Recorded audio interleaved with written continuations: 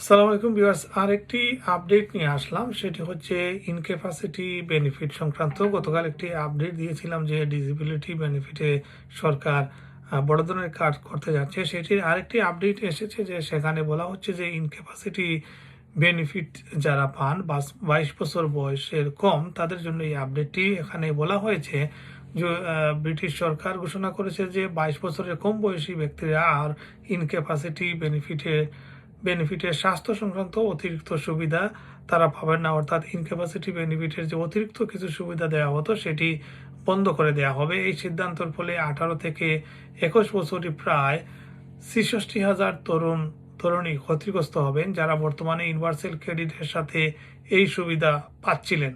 সরকারের মতে এই পরিবর্তনের মাধ্যমে সাশ্রয়কৃত অর্থ যুবকদের প্রশিক্ষণ ও কর্মসংস্থানের জন্য বিনিয়োগ করা হবে।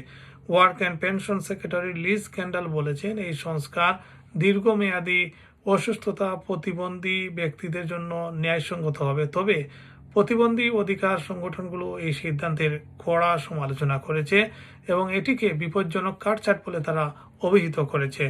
সরকার প্রকাশিত নতুন প্রস্তাব অনুযায়ী পার্সোনাল ইন্ডিপেন্ডেন্ট পেমেন্ট পিআইপি পাওয়ার ন্যূনতম বয়সও 18 থেকে বাড়ানোর সুপারিশ করা হয়েছে। সরকার এসব প্রস্তাবের উপর মতামত গ্রহণ করবে এবং জুনের মধ্যে চূড়ান্ত সিদ্ধান্ত নেওয়া হবে।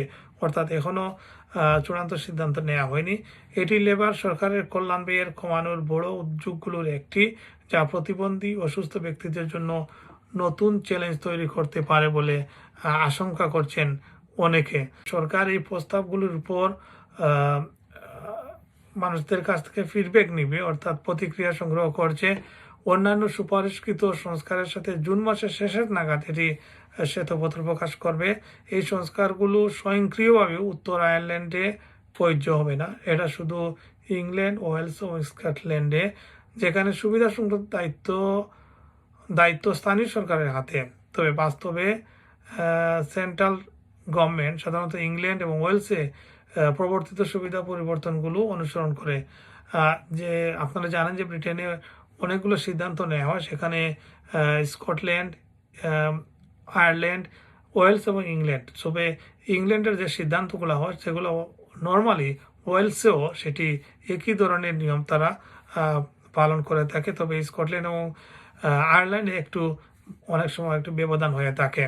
এই সংস্কারগুলো লেবার সরকারের বৃহত্তম প্রচেষ্টার অংশ, যেটি আগে বলছিলাম যে প্রতিবন্ধী অধিকার সংস্থাগুলো এটিকে ডিসেবিলিটি রাইট ইউকে নামে যে সংগঠন, তারা বলছে যে 22 বছরের বয়সের নিচের ব্যক্তিদের ইউনিভার্সাল ক্রেডিটের স্বাস্থ্য উপাদান থেকে বাদ দেয়া এবং মূল্যায়ন বাড়ানোর প্রস্তাব সমস্ত প্রতিবন্ধী ব্যক্তির জন্য বিপজ্জনক কাটছাঁট।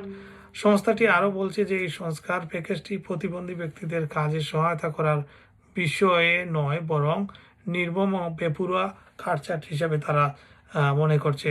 সরকারকে ব্যাপারে আরও চিন্তা ভাবনা করে ফাইনাল ডিসিশন নেওয়ার জন্য এই সংস্থাগুলো সরকারের প্রতি আহ্বান জানিয়েছে। ধন্যবাদ সবাইকে। আবারও দেখা হবে অন্য কোনো সংবাদে।